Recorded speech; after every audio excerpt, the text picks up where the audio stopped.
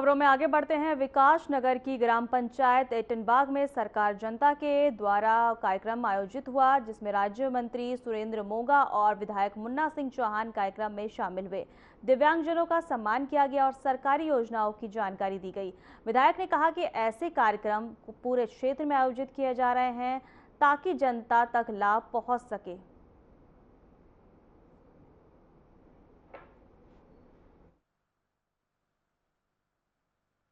ये हमारे तमाम पशु कल्याण बोर्ड, पिछड़ा वर्ग आयोग और अनुसूचित जाति आयोग, ये एक संयुक्त संवाद कार्यक्रम है जिसमें एटनबाग के ग्रामीणों से, पंचायत प्रतिनिधियों से एक संवाद का कार्यक्रम रखा गया और उसमें सरकार के कार्यक्रमों को, सरकार के कार्यक्रमों की जानकारी देना, विशेष रूप से जो सोशल वेलफेयर स्कीम्स है, दिव्यांगजनों के लिए कार्यक्रम हैं, गरीब लोगों के लिए कार्यक्रम हैं, उसके बारे में जानकारी देना, उसके बारे में एक प्रकार से सभी जनमानस को अवेयर करना, ये इस कार्यक्रम का उद्देश्य है। आज यहाँ खुली बैठक के आयोजन में सरकार आपके द्वार इस कार्यक्रम के तहत हम यहाँ पर पहुँचे हैं। कार्यक्रम में यहाँ पर हमारे अनुसूचित जाति आयोग के अध्यक्ष भाई मुकेश कुमार जी, पिछड़ा वर्ग आयोग से भाई सुनील सैनी जी और मैं पशु कल्याण बोर्ड का वाइस चेयरमैन होने के नाते इस कार्यक्रम में आया हूँ। सरकार की जो विकास योजनाएं चल रही है, उस योजनाओं को धरातल पर उतारने के लिए हम लोग यहाँ पर आए हैं, अपनी जनता के बीच में आए हैं। जो भी योजनाएं चल रही हैं उनको धरातल पर उतारेंगे, इस एटनबाग की जनता को अधिक से अधिक लाभ पहुँचाने का काम करेंगे। माननीय मुख्यमंत्री जी का जो संकल्प है उस संकल्प को आगे बढ़ाने के लिए हम यहाँ पर आए हैं। आज संवाद कार्यक्रम और खुली बैठक रखी गई है हमारी पंचायत में और ये हमने अपने गांव के लोगों के लिए विकास पर चर्चा के लिए रखी है, क्योंकि हमारा पहले से ही उद्देश्य था कि योजनाएं अगर पारदर्शी होंगी और हमारी सोच तो ईमानदार है ही और जन जन तक हम अंतिम छोर तक अपने विकास की जो योजनाएं हैं उसका लाभ है हम अपने लोगों को दे पाएंगे। हमारी कोशिश तो आज से ही है। आज हमारे पास सभी की समस्याएं पहुंची हैं, हमारे पास हम जन जन तक एक एक व्यक्ति तक हम आज पहुंचे हैं। हमारी जनता उपस्थित हुई है, सबने उन्हें अपनी समस्याएं दी हैं। आज से ही हम उनके प्रस्ताव को पारित करा जाएगा। हमारी खुली बैठक का प्रस्ताव आज पारित होगा और जैसे ही हमारे पास बजट उसका हम धीरे धीरे बजट से हम अपने जनता की हर एक समस्या का निवारण करते जाएंगे।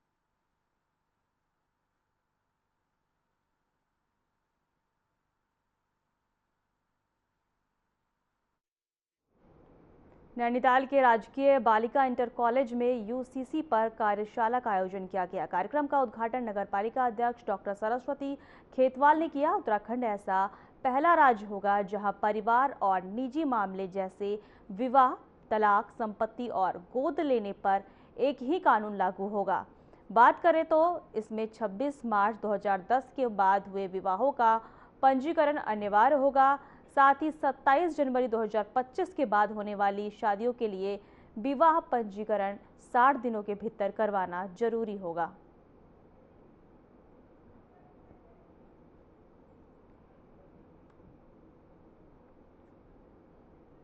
उनका आधार कार्ड और वो जो मोबाइल नंबर है।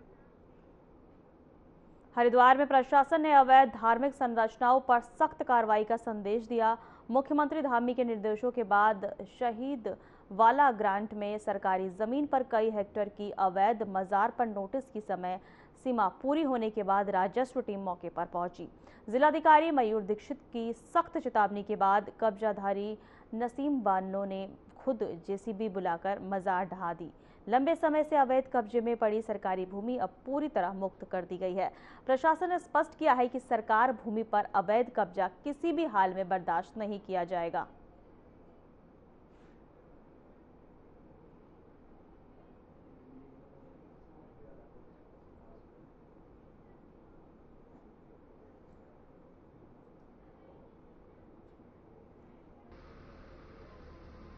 देखिए, हमें सूचना प्राप्त हुई थी कि भगवानपुर तहसील में शहीद वाला ग्रांट करके गांव है, वहां पर सरकारी भूमि पर अवैध रूप से मजार का निर्माण किया गया था। और करीबन 120 वर्ग मीटर की ये भूमि थी, जिस पर उप जिलाधिकारी के द्वारा जिन्होंने अतिक्रमण किया था उनको नोटिस दिया गया। नोटिस देने के साथ ही आगे जब हमने पता लगाया तो आज ये जानकारी मिली है कि जो अतिक्रमण करता थे उन्होंने स्वयं ही उस मजार का जो स्ट्रक्चर्स थे उसको डिमोलिश करना प्रारंभ कर दिया था और आज शाम तक जो है वो कार्य जारी था। और हमने ये जो कार्रवाई करी है, ऐसी अन्य कार्रवाई में भी हमने देखा है कि लोग खुद से हम जब नोटिस देते हैं तो जब उनको अतिक्रमण पता चलता है तो ये अच्छी बात है कि उन्होंने स्वयं ही अतिक्रमण हटा लिया है। और हम सभी से अनुरोध करेंगे कि अगर आपने भी सरकारी भूमि पर किसी तरह का कोई अतिक्रमण कर रखा है तो उसको स्वयं ही हटा लें, क्योंकि हमारी ये जो मुहिम है माननीय मुख्यमंत्री जी के निर्देश में आगे भी कंटिन्यू रहेगी। सभी उप जिलाधिकारियों को निर्देशित किया गया है कि सरकारी भूमि हो या किसी विभाग की भूमि हो, ग्राम समाज की भूमि हो, वहाँ पर अगर अतिक्रमण पाया जा रहा है तो तत्काल विधिक कार्रवाई प्रारंभ करें और नोटिस देकर अतिक्रमण हटाने की कार्रवाई को अमल में लाएं।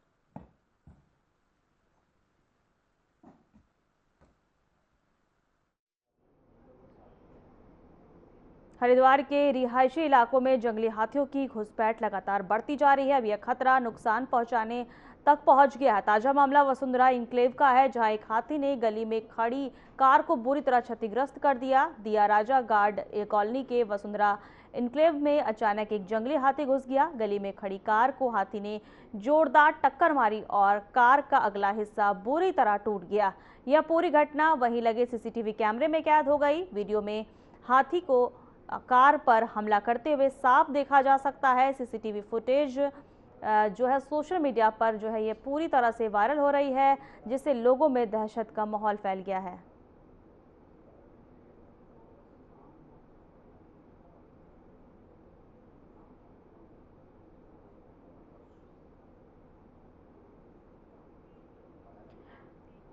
विभाग देहरादून में आबकारी विभाग ने अवैध शराब के एक शातिर नेटवर्क का पर्दाफाश किया है। नकली सैन्य लेवल लगाकर असली शराब को फर्जी सरकारी सप्लाई की तरह बेचने का खेल बड़े स्तर पर चल रहा था। कवाली रोड पर देर रात कार्रवाई में आबकारी टीम को 10 पेटी शराब मिली है। सभी पर आर्मी के नाम के नकली लेवल और फॉर सेल ने डिफेंस ओनली के फर्जी टैग लगे हुए हैं। आपको बता दें कि थेसी सुराग के आधार पर सुबह जो है अधोईवाला में एक मकान पर छापेमारी की गई, जो गुप्त गोदाम के रूप में इस्तेमाल किया जा रहा था। यहां से 13 पेटी शराब बरामद हुई है। सभी पर वहीं फर्जी सैन्य लेवल लगे हुए हैं। वहीं जांच में पता चला है कि शराब असली थी, लेकिन लेवल पूरी तरह से फर्जी।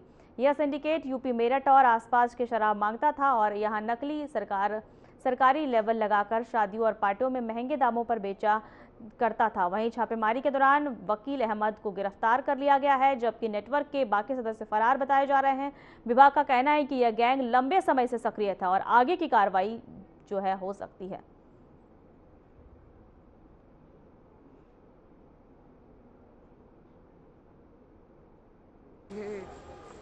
जी देखिए, कल रात को हम लोगों को एक लीड मिली थी कि कांवली रोड की तरफ एक इस तरीके की शराब बेची जा रही है जिसमें आर्मी का लेबल लगा हुआ है, लेकिन एक्चुअल में आर्मी का भी नहीं है और उत्तराखंड की भी शराब नहीं है।